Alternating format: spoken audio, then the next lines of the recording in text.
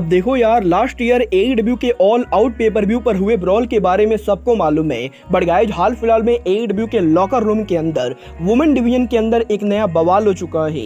Hollywood star Stephen ML के AEW में debut करने को लेकर केनी ओमेगा ने काफी बड़ा हिंट दे दिया है। आरओएच रेसलिंग का एक farmer world champion all in पर पॉसिबली डेब्यू करेगा। डब्ल्यूडब्ल्यूई के एईडब्ल्यू को बाय करने को लेकर पॉल वाइट ने बहुत ही बड़ा खुलासा कर दिया है। तो गाइज वहीं एडी किंगस्टन के एनजेपीडब्ल्यू के जीवन में कंप्लीट करने के बाद एडी किंगस्टन का एनजेपीडब्ल्यू में सफर खत्म हो चुका है। तो गाइज चलिए बिना किसी देरी के शुरू करते हैं इस वीडियो को।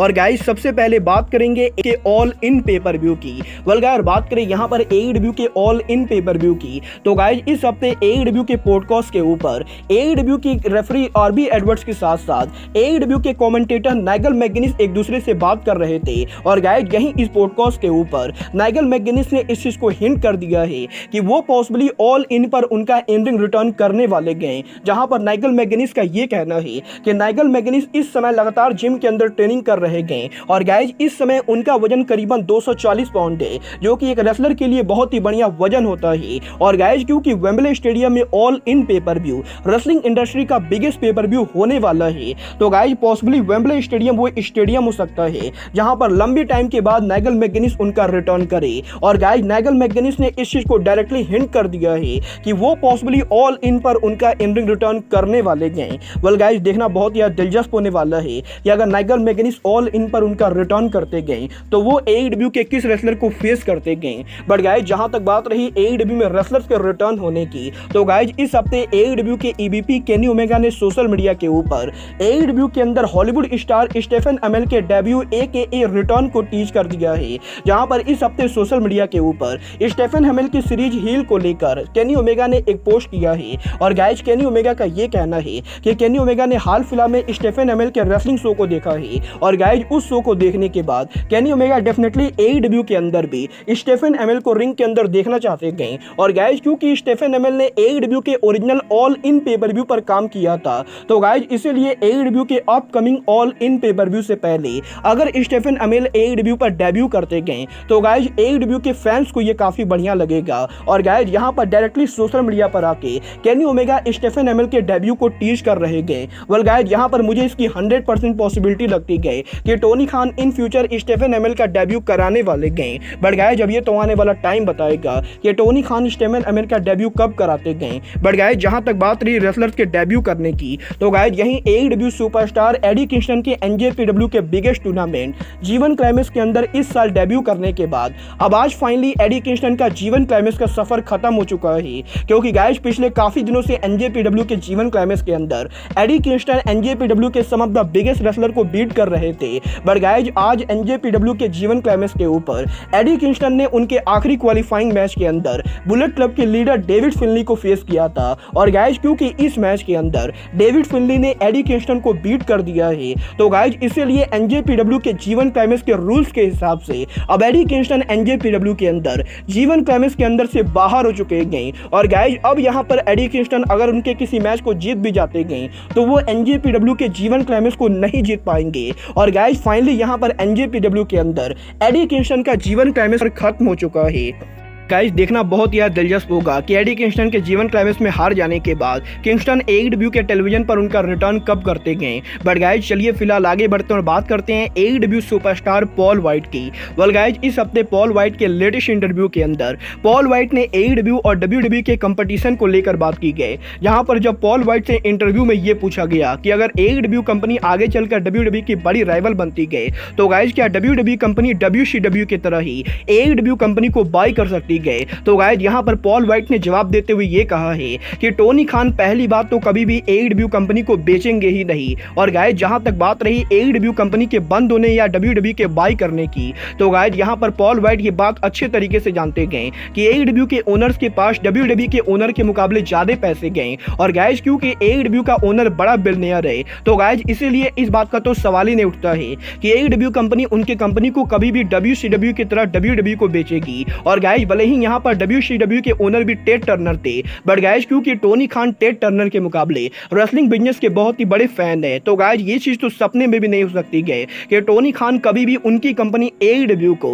WWE कंपनी को बेचने वाले गए। और गाइज इसीलिए पॉल वाइट फैंस को ये कंफर्म करना चाहेंगे कि भले ही AEW कंपनी कभी आगे चलकर बंद हो जाए, बट गाइज यहाँ पर WWE का AEW को बाई करना ये तो सपने में भी नहीं होने वाला है। वेल गाइज मैं यहाँ पर पॉल वाइट की बातों से पूरी तरह से एग्री करता हूँ, बट गाइज चलिए फिलहाल आगे बढ़ते हैं और बात करते हैं AEW के लॉकर रूम में हुए नए बवाल की। गाइज लास्ट ईयर AEW के लॉकर रूम में ऑल आउट पेपर व्यू पर CM पंक और एलिट के बीच में जो बवाल हुआ था उसके बारे में तो सबको मालूम है, बट गाइज यहीं अब कुछ महीनों पहले AEW के लॉकर रूम के अंदर इंडिपेंडेंट रेसलर लुफिस्टो ने उनका डेब्यू किया था, जो कि बेसिकली एक इंडिपेंडेंट फीमेल रेसलर है। और गाइज यहीं इस हफ्ते सोशल मीडिया के ऊपर लुफिस्टो ने AEW के लॉकर रूम के अंदर कई ऐसे खुलासे कर दिए हैं जिसको देखकर फैंस काफी एंग्री हो चुके हैं। वेल गाइज इस हफ्ते लुफिस्टो ने सोशल मीडिया पर और एक इंटरव्यू के अंदर AEW के लॉकर रूम एनवायरनमेंट को लेकर बात की गई, जहां पर लुफिस्टो का यह कहना है कि कुछ महीने पहले जब AEW के लॉकर रूम के अंदर लुफिस्टो को कोच के जॉब के लिए लाया गया था, तो गाइस यहां पर लुफिस्टो को यह बताया गया था कि वो AEW के बैक स्टेज के ऊपर टोनी खान के साथ मिलेंगी। और गाइस अगर टोनी खान को वो पसंद आती गए और टोनी खान को उनका वर्क पसंद आता है तो टोनी खान AEW के अंदर उनको कोच के तौर पर हायर करेंगे। और गाइस इन्हीं सभी बातों को सुनने के बाद लुफिस्टो AEW के बैक स्टेज पर गई थी, जहां पर AEW के बैक स्टेज पर जाने के बाद लुफिस्टो जब AEW के लॉकर रूम के अंदर पहुंची तो गाइस यहां पर AEW के वुमेन डिवीजन के लॉकर रूम के अंदर काफी सारे रेसलर अपनी अपनी टीम बनाकर बैठे हुए थे। और गाइस यहां पर लुफिस्टो का यह कहना है कि वो पहले WWE के लॉकर रूम में भी जा चुकी गए, जहां पर WWE के लॉकर रूम में सब रेसलर एक दूसरे से बात करते गए, बट गाइस AEW के वुमेन डिवीजन के लॉकर रूम के अंदर सरेया और रूबी सोहो जैसे रेसलर एक कोने के ऊपर बैठे हुए थे, तो गाइस वहीं ब्रिट बेकर और बाकी रेसलर एक कोने पर बैठे हुए थे। और गाइज ऐसे भी बहुत सारे रेसलर थे जिनसे AEW के बड़े रेसलर बात नहीं कर रहे थे। और गाइज ये सभी चीजें लुफिस्टो को काफी ज्यादा अजीब लगी, जिसके बाद कि लुफिस्टो AEW के बैक स्टेज के ऊपर कोडी रोड्स के ब्रदर डस्टिन रोड्स के लॉकर रूम में जाती गई, जहां पर लुफिस्टो ये देखती गई कि AEW सुपरस्टार रूबी सोहो लुफिस्टो को देख के डस्टिन रोड्स से लुफिस्टो की बुराई कर रही गई। और गाइज यहां पर बेसिकली लुफिस्टो का ये आरोप लगाना है कि रूबी सोहो डस्टिन रोड्स से लुफिस्टो को लेकर काफी सारी उल्टी सीधी बातें कर रही थी। और गाइज यहां पर लुफिस्टो का यह कहना है कि AEW के बैक स्टेज के ऊपर हर कोने पर कोई ना कोई रेसलर एक दूसरे रेसलर की बुराई कर रहा था। और गाइज AEW के लॉकर रूम के अंदर हर दूसरा रेसलर AEW के दूसरे रेसलर से काफी जलता है। और गाइज यहां पर AEW के लॉकर रूम के अंदर जब लुफिस्टो ने AEW के कुछ फीमेल रेसलर से बात की तो गाइज यहां पर लुफिस्टो को यह मालूम चला कि टोनी खान AEW के कुछ बड़े फीमेल रेसलर को छोड़ के बाकी रेसलर को अपॉर्चुनिटी भी नहीं देते गए। और गाइज AEW के लॉकर रूम के अंदर टोनी खान वुमेन डिवीजन की बिल्कुल भी रिस्पेक्ट नहीं करते गए। और गाइज यहां पर लुफिस्टो का यह आरोप लगाना है कि AEW के लॉकर रूम के अंदर हर रेसलर लगभग एक दूसरे की बुराई करता है। और गाइज इवन यहां पर लुफिस्टो का यह कहना है कि AEW के बैक स्टेज पर घंटों वेट करने के बाद भी टोनी खान लुफिस्टो से नहीं मिले थे। और गाइज AEW के ऑफिसर्स का यह कहना था कि टोनी खान काफी बिजी आदमी गए, इसीलिए वो लुफिस्टो से नहीं मिल पाएंगे। और गाइज यहां पर लुफिस्टो के इस लंबी चौड़े पोस्ट के अंदर लुफिस्टो ने AEW के लॉकर रूम के अंदर कई सारे और भी बड़े बड़े आरोप लगाए गए। वेल गाइज यहां पर लुफिस्टो के इन सभी आरोप लगाने के बाद अब AEW के मल्टीपल फीमेल रेसलर और AEW के वर्ल्ड चैंपियन MJF AEW के लॉकर रूम के सपोर्ट में उतर चुके गए।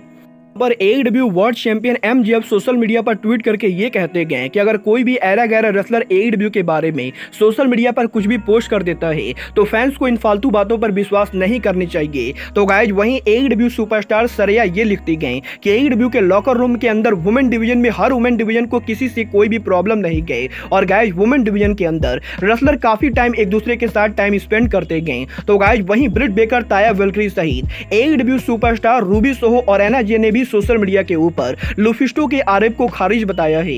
और गाइज यहां पर इन सभी का यही कहना है कि लुफिस्टो AEW के लॉकर रूम के अंदर सोशल मीडिया पर आकर जो ये उल्टी सीधी बातें कर रही गई, ये सभी चीजें पूरी तरह से पब्लिसिटी इंस्टेंट है। तो गाइज वहीं AEW सुपरस्टार डस्टिन रोड्स का ये कहना है कि डस्टिन रोड्स ने कभी भी किसी ने भी लुफिस्टो को लेकर कोई भी बुराई नहीं की गई। और गाइज डस्टिन रोड्स को ये बात समझ में नहीं आ रही गई कि लुफिस्टो ऐसी फालतू बातें क्यों कर रहे गए। और गाइज अब यहां पर लुफिस्टो के इन गंभीर आरोपों के बाद फैंस ने लुफिस्टो के सोशल मीडिया अकाउंट पर जाके लुफिस्टो को काफी ज्यादा गाली दे दी गई, जहां पर फैंस के इस हरकत के बाद लुफिस्टो ने इवन उनके ट्विटर अकाउंट को भी डिलीट कर दिया है। और गाइज इस समय AEW के लॉकर रूम के अंदर सोशल मीडिया को लेकर काफी सारी बातें चल रही गई, जहां पर AEW के हेटर्स का यह मानना है कि लुफिस्टो यहां पर जो भी कह रही थी वो सभी बातें पूरी तरह से सही गए। और गाइज सोशल मीडिया पर जो AEW के रेसलर कंपनी को डिफेंड कर रहे गए, ये सभी चीजें टोनी खान के कहने पर हो रही गई। तो गाइज वहीं AEW के हार्डकोर फैंस का ये कहना है कि लुफिस्टो को AEW कंपनी में कोच की जॉब ना मिलने की वजह से